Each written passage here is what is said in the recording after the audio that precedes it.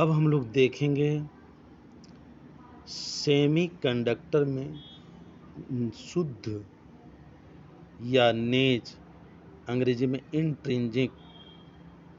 Intrinsic semiconductor क्या है। Germanium हो या सिलिकॉन हो, इसमें कोई दूसरी मटेरियल नहीं रहता है, तो ये शुद्ध कहलाता है। सिलिकॉन का हम लोग देख चुके थे, एनर्जी बैंड बहुत कम होता है, तो इसलिए इसकी रेजिस्टिविटी जो है इंसुलेटर से कम है और कंडक्टिविटी इंसुलेटर से ज़्यादा है।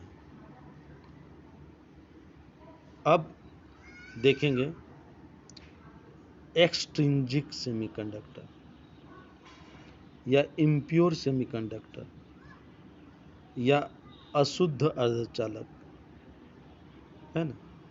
तो इसमें क्या होता है, जितने भी सेमीकंडक्टर हम लिए, यहाँ पर जर्मेनियम हो या सिलिकॉन हो, इसके बाह्यतम कक्षा में 4 इलेक्ट्रॉन होता है और एक सिलिकॉन दूसरे सिलिकॉन एटम से, यहाँ पर देखिए एक सिलिकॉन एटम दूसरे सिलिकॉन एटम से वो कोवैलेंट बॉन्ड के द्वारा जुड़े रहते हैं और इस तरह से क्रिस्टल लैटिस का निर्माण करता है।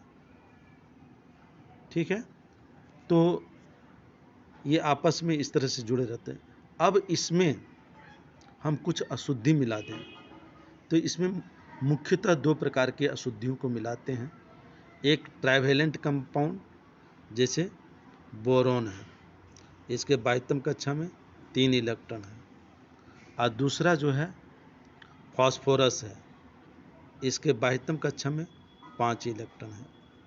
1 electron, 2 electron, 3 electron, 4 electron, 5 electron. तो बोरोन ट्राइवेलेंट है, अब फास्फोरस पेंटावेलेंट है। तो यहाँ बोरोन हो, फास्फोरस हो, आर्सेनिक हो, ये सब इम्प्यूरिटीज के रूप में मिलाते हैं, बहुत अल्प मात्रा में मिलाने हैं। और इम्प्यूरिटीज को मिलाने की क्रिया को हम लोग डॉपिंग कहते हैं। ठीक है, तो वही डॉपिंग, यहाँ पर हम फास्फोरस को मिलाते हैं। देखिए फास्फोरस, इसमें सेंटर में फास्फोरस है, तो फास्फोरस को मिलाते हैं तो होता क्या, फास्फोरस के पास 5 इलेक्ट्रॉन है बाह्यतम कक्षा में, तो इसमें से 4 इलेक्ट्रॉन सिलिकॉन के इलेक्ट्रॉन से शेयर करता है, बॉन्ड बनाता है, और फास्फोरस का जो है 1 इलेक्ट्रॉन बच जाता है। तो चूंकि फास्फोरस को अस्थायी होने के लिए, अष्टक पूरा होने के लिए क्या होता है कि 8 इलेक्ट्रॉन बाह्यतम कक्षा में होने चाहिए, तो 8 इलेक्ट्रॉन हो जाता है। ठीक है, तो शेष 1 इलेक्ट्रॉन जो बच जाता है वह स्वतंत्र हो जाता है और वह फ्री इलेक्ट्रॉन के जैसा, जैसे गुड कंडक्टर में होता है उसी तरह से इसमें काम करता है, फ्री इलेक्ट्रॉन के जैसा। तो ऐसे डॉपिंग में क्या होता है कि इलेक्ट्रॉन जो कि नेगेटिव चार्ज होता है, इसीलिए इसको नेगेटिव टाइप या एन टाइप सेमीकंडक्टर कहते हैं। तो ये यहाँ पर पूरा एन टाइप के बारे में दिया हुआ है, समझे। अब चलते हैं बोरोन को मिलाते हैं, तो होता क्या, बोरोन के पास 3 इलेक्ट्रॉन है, सारा चीज़ इसमें लिखा हुआ है। बोरोन के पास 3 इलेक्ट्रॉन है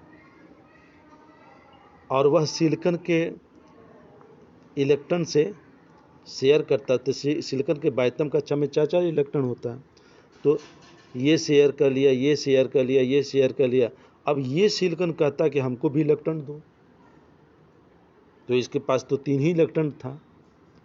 तो ऐसी परिस्थिति में यहाँ पर बोरोन के नज़दीक जो है एक क्षेत्र कायम होता है जो इलेक्ट्रॉन खोजने लगता है। अंग्रेजी में कहते हैं इलेक्ट्रॉन सीकिंग एरिया, तो इलेक्ट्रॉन नेगेटिव है, उसको खोजने वाला एरिया पॉजिटिव हो जाएगा, है ना। मतलब जहाँ इलेक्ट्रॉन जाएगा एक तरह से डूब जाएगा, उसके लिए होल बना हुआ, तो इसीलिए इसका नाम पड़ा होल, समझे ना। आज तो चूंकि खोजने वाला है इलेक्ट्रॉन को, तो पॉजिटिव नेचर का होता है। अब पॉजिटिव नेचर के कारण यहाँ पर इस तरह से ढेर सारा पॉजिटिव, जहाँ जहाँ बोरॉन है वहाँ वहाँ पॉजिटिव है, वहाँ वहाँ होल है।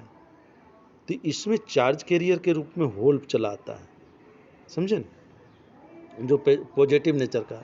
तो ये पॉजिटिव टाइप सेमीकंडक्टर को इसी को कहते हैं पी टाइप सेमीकंडक्टर।